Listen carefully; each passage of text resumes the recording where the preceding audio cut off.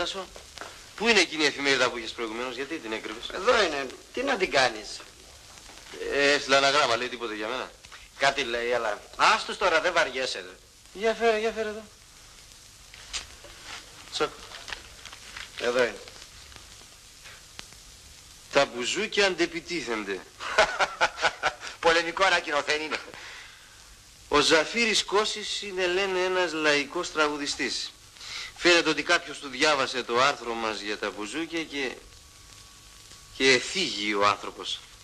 Παρακάλεσε λοιπόν κάποιον και του γράψε ένα γράμμα που λάβαμε χθες. Μας κατηγορεί ότι δεν γνωρίζουμε το λαό του. Αποδεχόμεθα την κατηγορία. Αυτό τον όχλο που ο διάσημος Μπουζουξής αποκαλεί λαό, ούτε το ξέρουμε ούτε θέλουμε να το μάθουμε. Ζητά να μάθει το όνομα του αρθρογράφου μας. Ικανοποιεί με την επιθυμία του Ρενάτα Δέρκου. Ποια είναι αυτή, τι σοή πράγμα αυτή? Δεν ξέρω.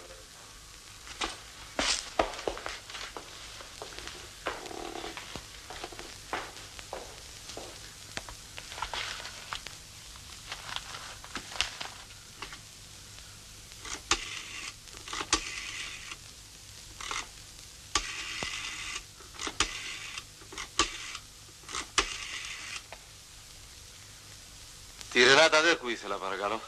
Κυρία Δεσποινίδα, δεν ξέρω τι είναι. Είναι η διευθύντρια, κύριε. Μπα, συνδέστε με παρακαλώ. Είναι απασχολημένη. Ποιος τη ζητεί? Ζαφύρης Κώσης. Ο τραγουδιστής? Σας είπα ότι είναι απασχολημένη. Και εγώ σας είπα πως είναι ανάγκη. Θα προσπαθήσω, περιμένετε.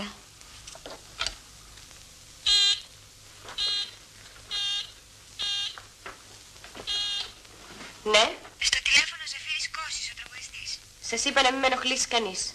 Επιμένει ότι ανάγκη. Με συγχωρείτε. Ρενάτα Δέρκου. Σας είπε η Δεσποινής ότι είμαι απασχολημένη. Τι θέλετε? Δεν θα σε κουράσω πολύ. Θα σου πω μόνο 2 λέξεις. Είσαι ανόητη.